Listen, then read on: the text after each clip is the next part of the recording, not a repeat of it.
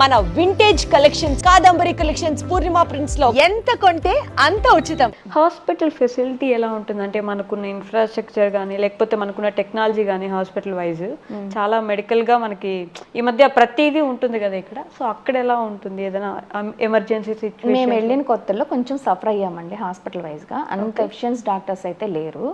Present అయితే నేను present situation చెప్తున్నా. ప్రెసెంట్ అయితే మాత్రం చాలా బాగున్నాయి. నాట్ బ్యాడ్ అంటే మరీ వరస్ట్ గా అయితే లేదు. మేము వెళ్ళిన కొత్తలో అయితే కొంచెం వెతుక్కోవాల్సి వచ్చేది, గైనిక్ ఎక్కడ ఉన్నారు అంటే. మా డెలివరీలు కానీ ఏదైనా ఇండియా వచ్చే మాకు అయినాయి. ఎక్స్పెన్సివ్ అయితే చాలా ఉంటుంది. స్కూలు హాస్పిటల్ చాలా ఎక్స్పెన్సివ్. మామూలుగా అయితే ఎవరైనా నన్ను చాలామంది అడుగుతారు అక్కడ మేము ఎలాగ తీసుకోవాలి, ఎలాగ అడగాలి శాలరీస్ అని అడుగుతుంటారు. నాకు అంత ఐడియా లేదు. కాకపోతే చాలామంది నా ఫ్రెండ్స్ వాళ్ళందరినీ నేను కనుక్కొని అంటే వాళ్ళ మాటల్లో చెప్పింది ఏంటంటే ఎక్కువ శాతము మెడికల్, స్కూలు అడుగుతారు. ఎందుకంటే అది టూ ఎక్స్పెన్సివ్ కాబట్టి. ఇంకోటి హౌస్, ఈ మూడు ఎక్స్పెన్సివ్. అందుకని అవి అడిగి తర్వాత శాలరీ ఫిక్స్ చేసుకుంటారు. ఎక్స్పెన్సివ్ అంటే ఎలా, ఎంత వరకు ఎక్స్పెన్సివ్ అనుకోవచ్చు మనం? ఇప్పుడు ఫర్ ఎగ్జాంపుల్ స్మాల్ గా చెప్పాలంటే మనము కన్సల్టెన్సీకి వెళ్తాం కదా, మనకి కన్సల్టెన్సీ ఒకసారి వెళ్తే 2 సార్లు ఇస్తారు. అవును, మీరు ఇప్పుడు వెళ్ళి మళ్ళీ సాయంత్రం వెళ్తే మళ్ళీ పే చేయాల్సిందే. అది కూడా చిన్నగా కాదు. అక్కడ కరెన్సీలో 4000 అంటే మినిమం ఇక్కడ 2000. ఓకే, కన్సల్టెన్సీ కన్సల్టెన్సీ అంతే 2000. అది నార్మల్ హాస్పిటల్ చెప్తున్నాను. ఇంకా కొంచెం ప్రొఫెషనల్ అలాగా స్పెషలైజేషన్ చేసిన వాళ్ళైతే ఇంకొంచెం ఎక్కువే ఉంటుంది. అలా 3000 అలా ఉంటుంది వాళ్ళ కన్సల్టెన్సీ హాస్పిటల్స్. 1 టైమే అంతే. ఇప్పుడు వస్తే ఇప్పుడే చూస్తారు, ఇంకొక గంట తర్వాత వస్తే మళ్ళీ మీరు పే చేయాల్సిందే. అమ్మో బాబాయ్, అలా ఉంటుంది. స్కూల్స్ ఎలా ఉంటాయి, ఫీజెస్ కానీ? స్కూల్స్ అయితే డిపెండ్స్ అండి. అన్ని టైప్స్ ఉన్నాయి. మినిమం అయితే ఒక 30,000 దాకా అయితే ఉంది స్టార్టింగ్. ఓకే, నేను స్టార్టింగ్ స్కూల్స్ చెప్తున్నాను, మా పిల్లల స్కూల్స్ చెప్పట్లేదు. స్టార్టింగ్ స్కూల్స్ చెప్తున్నాను. ఆ టైపు ఉంది. 1 lakh కట్టే వాళ్ళు ఉన్నారు. అంటే టర్మ్కి 3 monthsకి అనమాట. ఓకే, టర్మ్కి అది ఇయర్ 1కి అలా చెప్తున్నాను అనమాట. ఏ క్లాస్ వాళ్ళకి? ఫస్ట్ క్లాస్ వాళ్ళకి. ఫస్ట్ క్లాస్ వాళ్ళకి 15,000 ఉంది, 30,000 ఉంది, 1 lakh కట్టే వాళ్ళు. డిపెండ్స్. అలా ఇక్కడ ఎలా ఉంటుందో కొంచెం స్టేటస్ పెరిగి అలాగ ఉండే వాళ్ళకి అన్ని. లాంగ్వేజ్ ప్రిఫరెన్స్ ఉంటుందా అంటే స్కూల్స్ లో వాళ్ళ దగ్గర ఉండే? వాళ్ళ లాంగ్వేజ్ అయితే సొహైలీ అండి. ఓకే, కాబట్టి సొహైలీ ఏం మస్ట్ ఏం కాదు. ఎందుకంటే అక్కడ పని వాళ్ళతో సహా, అంటే నేనేం తక్కువ చేసి మాట్లాడలేదు, జనరల్గా చెప్తున్నాను. చిన్న వాళ్ళైనా సరే, ఎవరైనా సరే, చదువుకోని వాళ్ళు కూడా ఇంగ్లీష్ మాట్లాడతారు. అవునా? వాళ్ళకి మినిమమ్ ఎడ్యుకేషన్ ఉంటుంది. ఇంకొకటి వాళ్ళు అసలు ఎలా అంటే ఇప్పుడు పని వాళ్ళు కదా, చదువుకోలేదని అనుకోవటానికి లేదు. వాళ్ళు మినిమం ఎడ్యుకేషన్ చేస్తారు. At least 10th, intermediate. వాళ్ళు ఏం ఫీల్ అవ్వరు ఇలాగా నేను ఈ పని చేస్తున్నాను, ఆ పని చేస్తున్నాను. డిగ్రీ చదివిన వాళ్ళు కూడా వచ్చి డ్రైవర్ జాబ్ చేస్తారు. ఏం ఫీల్ అవ్వరు. అలాగే మనం కూడా ట్రీట్మెంట్ నువ్వేం అలాగా ఉండదు. ఓకే, చాలా రెస్పెక్ట్ ఇస్తారండి వాళ్ళందరూ. ఎవరైనా సరే మ్యూచువల్ అండర్స్టాండింగ్ అనమాట. ఓకే, మా ఎంప్లాయీస్ మమ్మల్ని పేరు పెట్టే పిలుస్తారు. నన్నంటే నన్ను సాయి అనే పిలుస్తారు. ఓకే, వారినంటే అంజు అనే పిలుస్తారు. సారు ఇదంతా కొంచెం మేము ఏదైనా పిలవాలంటే కూడా ఎవరినైనా బాస్ అనే పిలుస్తాం. ఓకే, ఎవరైనా సరే అది చిన్న లేదు పెద్ద లేదు, ఎవరైనా సరే ఈక్వల్ ఇది ఉంటుంది అనమాట.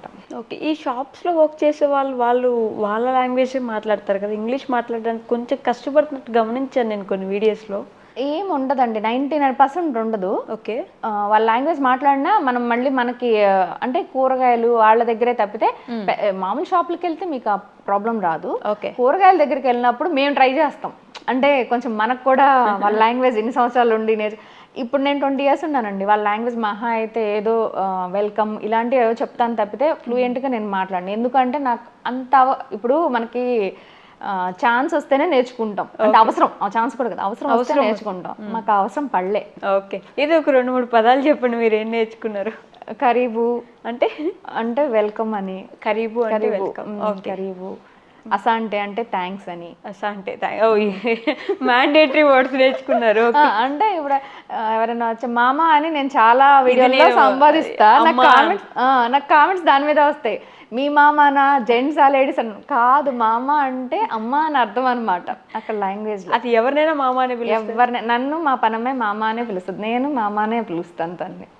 అలా సార్ అయితే, అది అబ్బాయిలు అయితే బాబా అంటారు. బాబా. బాబా మన దగ్గర కూడా అంటారు యాక్చువల్లీ మా అమ్మ బాబా. బాబా అంటే మన దగ్గర నాన్న అని అర్థము. అంతే వాళ్ళది కూడా అంతే. ఇంకెక్కువ కావాలంటే రఫీకి అంటారు. రఫీకి అంటే ఫ్రెండ్.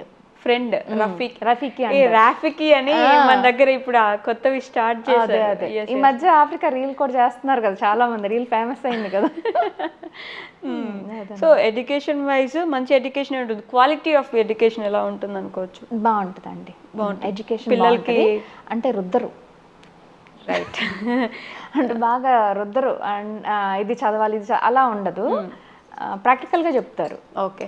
ఫర్ ఎగ్జాంపుల్ ఏబిసిడీలు చెప్పాలనుకోండి, ఆ బా కా అలా చెప్తారనమాట. ఏని ఆ అని, బీని బా అని, సీని కా అని అలా అలా చెప్తారు. చిన్నప్పుడు మా పిల్లలు చదువుకునేటప్పుడు నేను ఒక టీచర్ని పెట్టి నేర్చుకునేదాన్ని. అంటే మనకు తెలియదు కదా, అలాగా వాళ్ళని పెట్టుకుని. యాక్చువల్లీ ఇప్పుడు మనకు ఉందా సిస్టమ్? ఇప్పుడు చాలా మారింది మనకి. ఇప్పుడు ఎవ్వరు అంత ఫోర్స్ చేయట్లేదు పిల్లల్ని కూడా. ఆర్ట్ లో అంతా తీసుకొస్తానని చూశాను. ఫస్ట్ లో మేము చదువుకునేటప్పుడు కూడా ఇన్నే మార్క్స్ రావాలి, ఇలాగే రావాలి అని చెప్పేవాళ్ళు. అక్కడ అలా ఉండదు. అలా ఉంటుంది. అసలు టీచర్స్కి మనం వెళ్ళి ఒకవేళ అడిగితే ఏంటి మా అమ్మాయి సరిగ్గా చదువుతుందంటే, మీరు ఎందుకు టెన్షన్ పడతారు, వాళ్ళు నెమ్మదిగా చదువుతారు అని మనకి ఎక్కువ క్లాస్ పీకి పంపిస్తారు. ఓకే. ఇంటర్నేషనల్ టీచర్స్ ఉంటారా అక్కడ? లోకల్ టీచర్స్ మామూలుగా మనకి ఇండియా నుంచి వెళ్ళిన వాళ్ళు కూడా చెప్తుంటారు. ఓకే. మన ఇండియన్సే స్కూల్ పెట్టున్నారు. ఓకే. కెన్యన్ స్కూల్ ఉంటుంది. ఇండియన్స్ ఈ గుజరాతీ వాళ్ళు పెట్టున్నారండి. ఓష్వాల్ అని చెప్పి, హిండోలి అని, ఓష్వాల్ అని, ప్రీమియర్ అని చెప్పి ఇలా చాలా ఉన్నాయి. ఓకే. ఫ్యాకల్టీ బాగానే ఉంటుంది. క్వాలిటీ ఆఫ్ ఎడ్యుకేషన్ బాగుంటుంది. బాగుంటుంది. పిల్లలకి అర్థమయ్యేలాగా. ఇది ఏమంటారు, రుద్దుడు కార్యక్రమం కాకుండా మనం ఇదే ఇంకో పదం వాడతాం, బట్టి విధానం. ఎస్, బట్టి విధానం ఉండదు. ఇంకొకటి ఇదే చెయ్యాలి అని ఫోర్స్ కూడా చెయ్యరని నేను అనుకుంటున్నా. వాళ్ళైతే చెయ్యరు. ఓకే. చేస్తే గిస్తే పేరెంట్స్ చేయాల్సిందే తప్పితే ఇదే చదవాలని చెప్పరు. 10th రాగానే వాళ్ళకి చక్కగా ఎడ్యుకేట్ చేస్తారనమాట. ఈ కోర్సులో ఇలా ఉంటుంది, ఇలా ఉంటుంది ఎక్స్ప్లెయిన్ చేస్తారు. దాని తర్వాత పిల్లలకి ఇష్టం, వాళ్ళు ఇష్టం వచ్చిన సబ్జెక్ట్ తీసుకొని వాళ్ళు వెళ్తారు.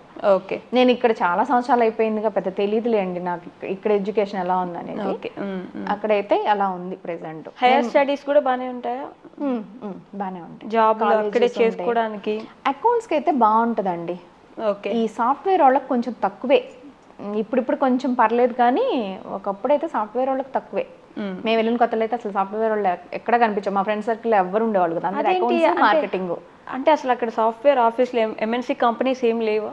నాకు ఐడియా లేదు. ఎంఎన్సీ అంటే ఇదే మనకి టాటా వీళ్ళు ఆఫీస్ అంటే ఉన్నవి, సఫారీ ఇవన్నీ ఉంటాయి, కానీ ఎక్కువ క్రూ అయితే ఉండదు. ఇప్పుడు ఇండియా నుంచే వాళ్ళు తీసుకెళ్తారు అనమాట. తీసుకెళ్ళినా ఇండియా వాళ్ళే వస్తారు, కానీ అక్కడ వాళ్ళు సాఫ్ట్వేర్ చేసినట్టయితే నాకు తెలియదు. ప్లస్ రిక్రూట్మెంట్ కూడా ఉండదు అనుకుంటున్నాను నేను. అంటే ఉండదు కాదు, ఎక్కువ ఉండదు. మరి అకౌంటెంట్స్ కిందకి ఎక్కువ జాబ్స్ ఉన్నాయి. అకౌంట్స్కి మాత్రం అక్కడ కంపెనీస్ ఎక్కువ ఉంటాయి కదా, దానివల్ల ఏమో అకౌంట్స్ బాగానే ఉంటుంది. బిజినెస్ పరంగా ఎక్కువ ఇప్పుడు డెవలప్ అవుతుంది బిజినెస్ కూడా.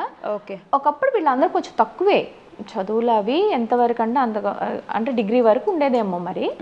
ఇప్పుడైతే మాత్రం లోకల్ వాళ్ళనే ఎక్కువ ప్రిఫర్ చేస్తాం. ఎందుకంటే ఫస్ట్ ఆఫ్ ఆల్ ఈ పర్మిట్లు ఇవి తీసుకోలేక చాలా ఎక్స్పెన్సివ్ అయిపోయింది పర్మిట్ అంతా.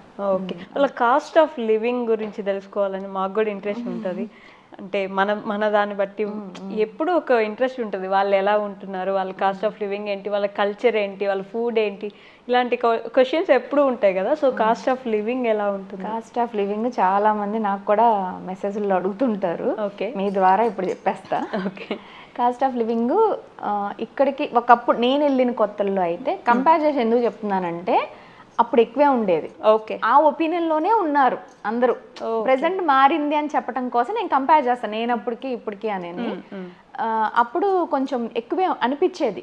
వచ్చినప్పుడు అటు ఇటు ట్రావెల్ చేస్తాం కదా, ప్రతిదీ ఇక్కడి నుంచి కొనుక్కెళ్ళేవాళ్ళం, సోప్స్ తో సహా. మైసూర్ శాండల్ సోప్ ఇక్కడి నుంచే కొనుక్కొని తీసుకెళ్లేవాళ్ళం అన్నమాట. ఎందుకు అక్కడ సోప్ లేదా? ఉంటాయి, ఎక్స్పెన్సివ్, ఎందుకంటే ఎక్స్పోర్ట్ చేస్తారు కదా, ఇంపోర్ట్ చేసి చేస్తారు కదా. ఇక్కడ మనకి ఒక 45 రూపీస్ ఉన్న సోప్ అక్కడ ఎంత కాస్ట్ ఉంటుంది? 45 ఉన్నది. అప్పట్లో అయితే బాగానే మీకు ఒక ఇక్కడ రూపీస్లో చెప్పడానికి ట్రై చేస్తాను, 200 దాకా ఉంటుంది. 150-200 దాకా ఉండేది. 45 రూపీస్ ఉన్న సోపు, అమ్మ బాబాయ్, చాలా ఎక్కువ కాస్ట్ కదా. అంటే చిన్న ఐటమ్స్ మీద కొంచెం ఎక్కువే ఉంటుంది, పెద్ద పెద్ద ఐటమ్స్ మీద మళ్ళీ నాకేం పెద్ద డిఫరెన్స్ అనిపించదు. ఓకే. ఎలా ఫర్ ఎగ్జాంపుల్ చెప్పాలి, ఇప్పుడు ఇక్కడ ఆనియన్స్ ఒకసారి చూస్తుంటాను, అంటే ఆన్లైన్లో చూసినప్పుడు ప్రైసెస్ తెలుస్తుంటాయి కదా మనకి. ఆనియన్స్ మాకు వెజిటేబుల్స్ అవి చెప్పాలి అంటే ఫ్రెష్ దొరుకుతాయి, ఎందుకంటే మేము తక్కువ మంది కాబట్టి. తినేవాళ్ళు తక్కువ మంది, వాళ్ళు మన వెజిటేబుల్స్ ఏమి అన్ని తినరు, ఒక్క అరటికాయ అలాంటివి తింటారు. అరటికాయ వెజిటేబుల్ కూడా అంటే అది రా అలాగా అరటికాయ, క్యాబేజీ అలాంటి చాలా లిమిటెడ్ తింటారు అన్నమాట. మన వాళ్ళ కోసమే పండిస్తారు కాబట్టి అక్కడ ఫ్రెష్ మీకు ఇవి కెమికల్స్ వేసి పండించేవి ఉండవు. అక్కడ ఇండియన్స్ కోసం స్పెసిఫిక్ గా ఫార్మింగ్ చేస్తారు. అలా అందుకని అవి వాటి కాస్ట్ చాలా తక్కువే ఉంటది. ఫర్ ఎగ్జాంపుల్ ఆనియన్స్ ఇక్కడ ఒక స్టేజ్ లో 100 ఏమో ఉంది కదా ఒక కేజీ, అక్కడ కూడా అంతే 80 రూపీస్ 60 రూపీస్. మనకి పెరిగితే 100 అదేలేండి, అప్పుడు పెరిగినప్పుడు రేట్ చూసి చెప్తున్నాను. ప్రెసెంట్ మాకున్నది అయితే ఒక 60 రూపీస్ 70 రూపీస్ ఉంటుంది పర్ కిలో వెజిటేబుల్ లెక్క వస్తే. ఈ పప్పులు ఉప్పులు అయితే వాళ్ళు తెప్పిస్తారు కాబట్టి ఇక్కడ నుంచి ఇండియా నుంచి డిఫరెంట్ ప్లేసెస్ నుంచి తెప్పిస్తారు కాబట్టి మీకు కొంచెం ఎక్స్పెన్సివే ఉంటాయి. ఇక్కడ 300 మినపప్పు సారీ ఇక్కడ 150 ఏమో ఉంది కదా మినపప్పు అనుకుంటున్నా నేను, అక్కడ ఒక 300 ఉంటుంది. 300 అంటే ఒక డబుల్ ప్రైస్ ఉంటుందండి, ఇక్కడికి అక్కడ డబుల్ ప్రైస్ ఉంటుంది. డబుల్ ప్రైస్ జీతాలు ఉన్నప్పుడు డబుల్ ప్రైస్ జీతాలు కూడా బాగానే ఉంటాయి లెక్కన. మరి అంతే కదా, డబుల్ ప్రైస్ జీతాలు ఉన్నప్పుడు డబుల్ ప్రైస్ ఉంటాయి. మనకంటే వాళ్ళది వాల్యూ తక్కువ కదా, కరెన్సీ తక్కువ. అవును 1.6 పడుతుంది మనకి, అంటే మనది ఎక్కువ 1 రూపీ అంటే వాళ్ళు 1.6. ఓకే, తక్కువ ఉంటుంది కాబట్టి జీతం ఎక్కువ వస్తుంది, మరి ఖర్చు కూడా ఎక్కువ ఉంటుంది. అందుకే అన్నాను కదా స్టార్టింగ్ లో మీకు చెప్పాను, కంపల్సరీ మీరు మెడికల్ అడగాలి, ఇల్లు అడగాలి, అది స్కూల్ అడగాలి. సో హౌసెస్ ఎలా ఉంటాయి రెంట్స్? ప్రెసెంట్ మేము ఉండే హౌస్ రెంట్ అయితే పర్లేదు చెప్పండి, మేము ఆ కరెన్సీ లెక్కలోనే తీసుకుంటాం, మన కరెన్సీ వదిలేసి. అయితే ఒక మన కరెన్సీలో 60,000 ఉంటుంది. 60,000 షిల్లాంగ్స్ అంటారు కదా, షిల్లింగ్. ఓకే, అక్కడ ఎంత? షిల్లింగ్ అయితే 1,10,000 షిల్లింగ్స్. వినడానికి బాగాలేదండి, మందే బాగుంది కొంచెం. అదే 1.6 అంటున్నాను కదా, అలాగా డబుల్ వేసుకోండి. ఇప్పుడు ఇలా అంటే ఇక్కడ 60 అండ్ 160 అదే 160 పడుతుంది. 1,60,000 రెంట్ ఒక ఇంటికి. ఎందుకు 20 years నుంచి ఉన్నారు కదా, ఓన్ హౌస్ ఎందుకు తీసుకోలేదు మీరు? యాక్చువల్గా ఎన్ని ఇయర్స్ ఉన్నా మేము ఇండియా వచ్చేయాలన్న ఆలోచనలోనే ఉంటాం. ఏ ఇయర్కి ఆ ఇయర్ అలాగే అనుకుంటాం. మామూలుగా ఫెసిలిటీ ఉందా మనకి ఓన్ హౌస్ తీసుకుంది? అక్కడ నేటివిటీకి మనకి ఓన్ హౌస్ మా ఫ్రెండ్స్ చాలా మంది తీసుకొని ఉన్నారు ఓన్ హౌస్లు. మేము కూడా ఒక గోడౌన్ అలాగా అంటే బిజినెస్కి సంబంధించే కొన్నాం, కానీ హౌస్ దాకా అంటే ఎప్పటికప్పుడు అనే అనుకుంటాం. మా పిల్లలు చదువు ఫస్ట్ పిల్లలు పుట్టినాక వచ్చేద్దామని, తర్వాత మళ్ళీ అలా ఎప్పటికప్పుడు వచ్చేద్దామని ఆలోచన, కొనేస్తే ఎక్కడ ఉండిపోతామని కూడా భయం ఉంటుంది మనసులో. వీళ్ళకి ఉంటాయా నేటివిటీకి ఇస్తారు కదా, వాటిని ఏమంటారు? పిఆర్లా అదే సిటిజన్షిప్ ఎగ్జాక్ట్లీ సిటిజన్షిప్ ఉంటుంది. మా పిల్లలిద్దరికి పిఆర్ ఉంది, మా ఇంట్లో అందరికీ ఉంది. ఓకే, నేను చైనా నుంచి వచ్చిన ఒక వ్యక్తిని ఇంటర్వ్యూ చేస్తే, నువ్వు ఎన్ని సంవత్సరాలైనా ఉండు కానీ నీ దేశానికి నువ్వు వెళ్ళిపోవాల్సిందే, సిటిజన్షిప్ మాత్రం వాళ్ళ పిల్లలు అక్కడే పుట్టినా కూడా సిటిజన్షిప్ లేదు అక్కడ వాళ్ళకి. మాకు ఉంది సిటిజన్షిప్ ఇస్తారు. చాలా మంది అయితే మా ఆఫీస్ లో ఒక ఆయన వర్క్ చేస్తారు, ఆయన అయితే పంజాబీ అనుకుంటా కదా, పంజాబీయే. అయితే ఆయన అయితే అసలు వాళ్ళ 4 fathers అక్కడే ఉన్నారు. 4 fathers? ఆయనకి ఇండియా అంటే ఏదో అలాగా తెలుసు అంతే. ఓకే, అలా చాలా మంది సెటిల్ అయిపోయిన ఉన్నారు అక్కడే. అంటే దీనికి డిఫరెన్స్ ఉంది, citizenship different, PR different. PR ఉన్నోళ్ళు మేము ఇండియాకి కూడా రావచ్చు, మాకు పాస్పోర్ట్ మార్చాల్సిన అవసరం లేదు. ఓకే, మేము అక్కడికి వెళ్ళొచ్చు, ఇక్కడ ఉండొచ్చు. మేము ఇండియన్సే కానీ అక్కడ పిఆర్ పర్మనెంట్ రెసిడెన్స్ లాగా ఉంటాం అనమాట. సిటిజన్షిప్ తీసుకుంటే ఇంకా అది ఉండదు. ఇండియాకి రావాలంటే కంపల్సరీ మీరు పే చేసి మీరు అవుట్ ఆఫ్ ద కంట్రీ అనమాట. అలా. ఇప్పుడు మీకు సిటిజన్షిప్ ఉంది కదా, మరి నాది పిఆర్ ఉంది, పిల్లలకి కూడా పిఆర్ఏ. మేము సిటిజన్షిప్ తీసుకోలేదు.